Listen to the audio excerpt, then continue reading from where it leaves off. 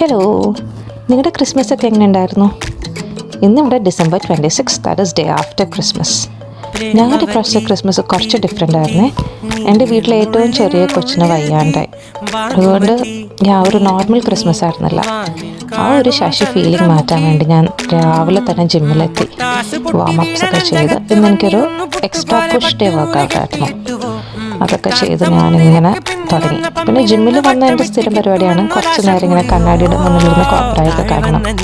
ഇത് കണ്ടപ്പോൾ ഞാൻ ഓർത്തെ, എന്നോട് കുറച്ച് പെണ്ണുങ്ങളൊക്കെ വന്ന് പറഞ്ഞിട്ടുണ്ട് എനിക്ക് മസിൽസ് വെക്കണ്ട, ഗൈസിനെ പോലെ ആവണ്ട.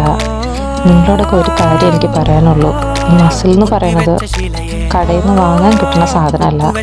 കുറച്ച് കൊല്ലം കഷ്ടപ്പെട്ടിട്ടാണ് ഇച്ചിരിയൊക്കെ കണ്ടു തുടങ്ങിയത്.